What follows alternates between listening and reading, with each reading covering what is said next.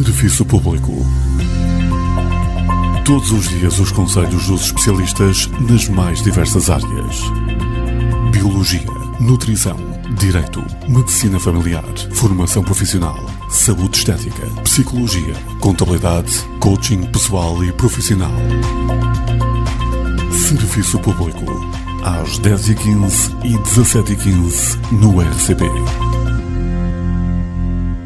Mais uma edição do Serviço Público RCP. Hoje vamos ter connosco Francisco Santos Coelho, médico especialista em Medicina Geral e Familiar, adjunto da Direção Clínica dos Cuidados de Saúde Primários da Unidade Local de Saúde do Tâmega e Sousa. Nesta edição vamos falar sobre a prevenção do suicídio. Francisco, bem-vindo.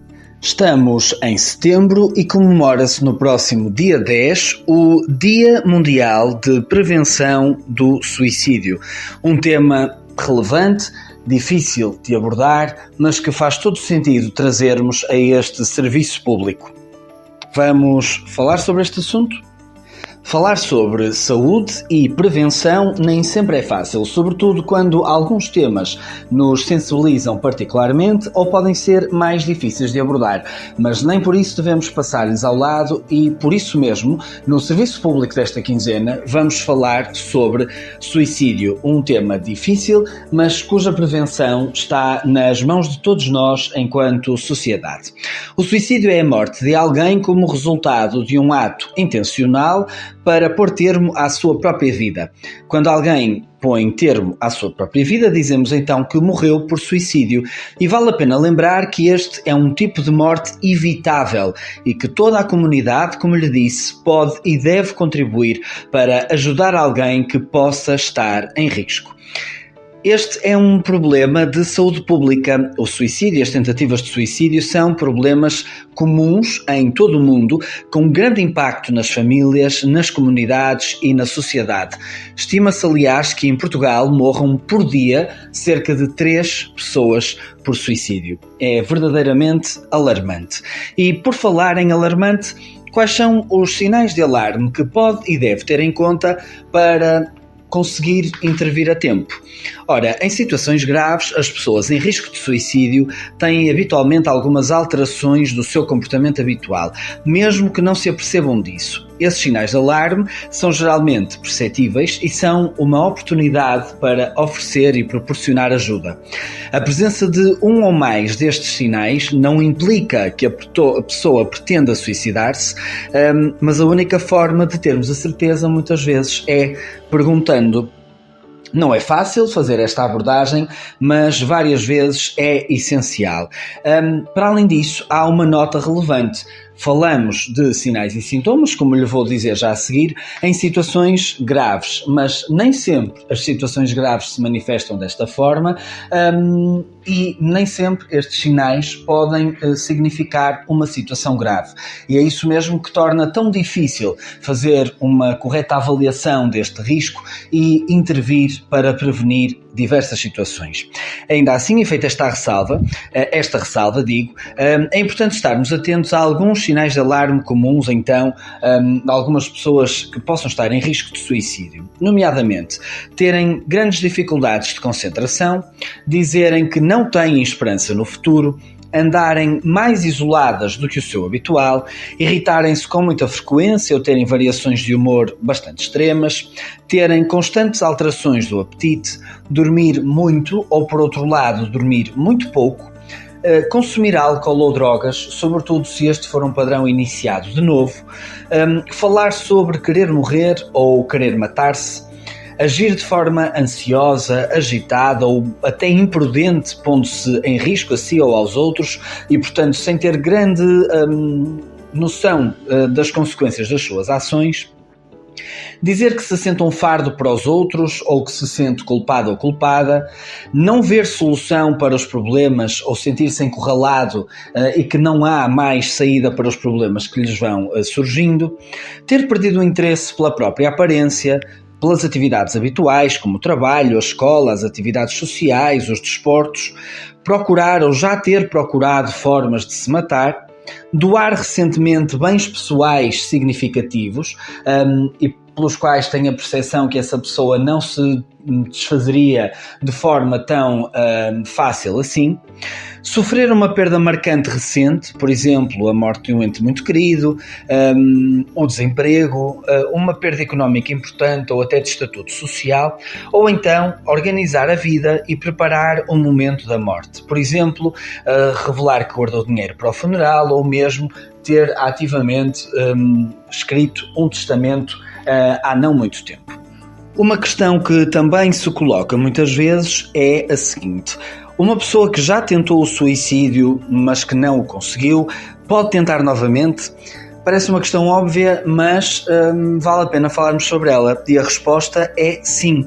As pessoas com história prévia de tentativa de suicídio apresentam um maior risco de suicídio efetivamente.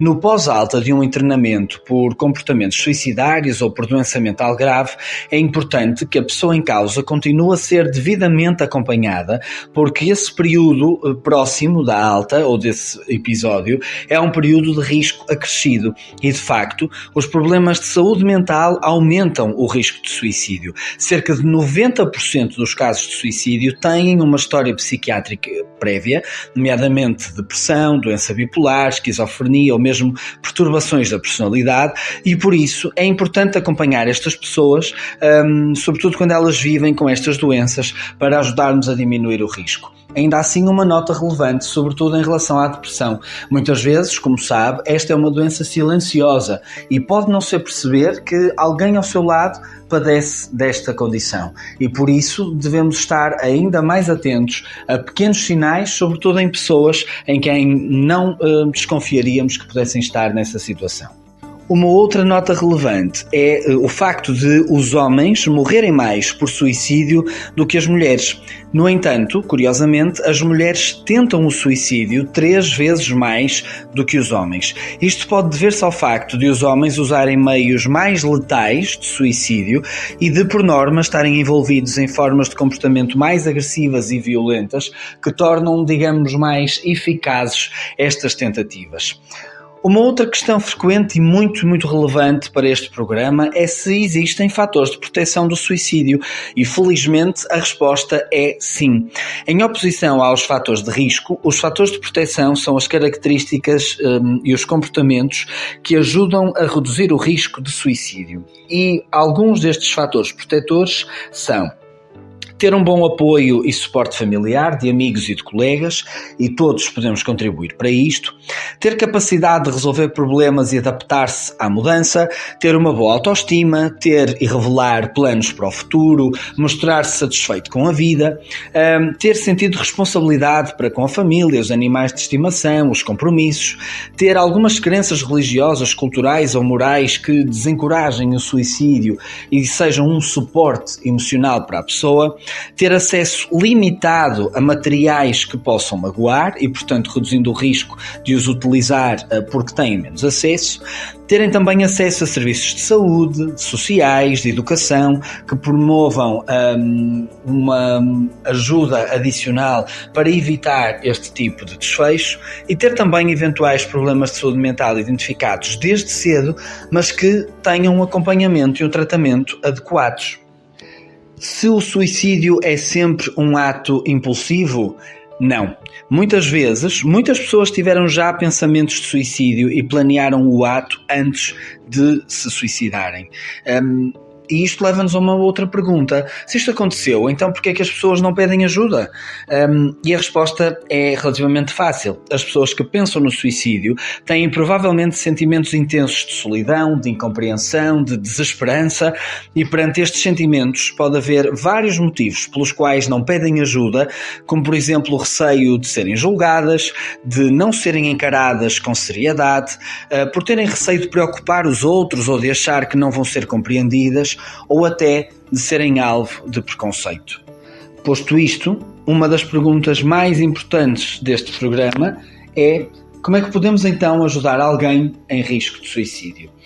E todos podemos efetivamente ajudar. Para isso é importante reconhecermos os sinais de alarme de que falamos, encarar com seriedade os pedidos de ajuda que nos sejam dirigidos, saber ouvir atentamente as pessoas em risco sem fazer juízos de valor, não desvalorizar ou minimizar os sentimentos que as outras pessoas revelam, perguntar diretamente sobre pensamentos de suicídio, o que pode parecer invasivo, mas se tivermos esta suspeita é preferível perguntar para podermos ajudar efetivamente e, nesse sentido, encorajar a pessoa a procurar ajuda profissional e, claro, em caso de risco de vida, pedir ajuda imediata através da linha 112 do INEM para podermos intervir atempadamente.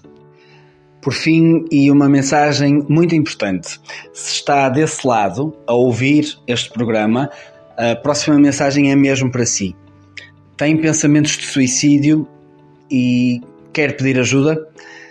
Vamos a isso. De facto, estes pensamentos podem afetar qualquer pessoa, de qualquer idade, género, em qualquer momento da vida e não deve julgar-se por isso.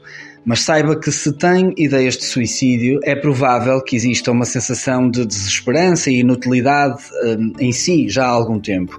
Pode não saber o que provocou isto, também é normal, embora seja desesperante. Habitualmente é uma combinação de fatores e muitas vezes, infelizmente, não há uma causa evidente para que se sinta assim. É natural que sinta que não há nada a fazer, mas não é verdade. Existem coisas a fazer e tem a quem pedir ajuda. Por isso, se tem pensamentos de suicídio ou pretende ajudar alguém que esteja nessa situação, pode contactar o Serviço de Saúde Mental do hospital da sua área de residência, neste caso do Hospital de Penafiel, seja para adultos ou para crianças e adolescentes. Saiba também que pode ligar a linha SNS 24 e manifestar este pedido de ajuda, ou, como lhe disse, pode procurar ajuda também junto do INEM. Mas não só, existem outras linhas, nomeadamente a linha SOS Voz Amiga. Este contacto está disponível diariamente das 15h30 à meia-noite-e-meia e pode ligar um dos seguintes números: 213 544 545. 213 544 545. Pode também ligar o 912 802 669. 912 802 669. Não fique sozinho ou sozinha no seu desespero. Existe ajuda possível e faça por si esse pedido de ajuda.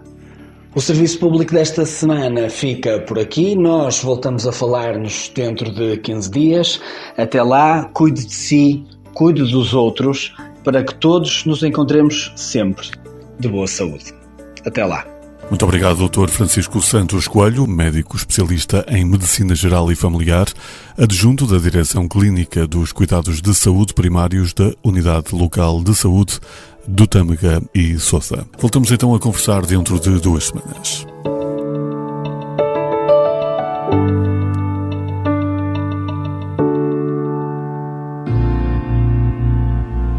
Serviço Público. Todos os dias os conselhos dos especialistas nas mais diversas áreas. Biologia, nutrição, direito, medicina familiar, formação profissional, saúde estética, psicologia, contabilidade, coaching pessoal e profissional.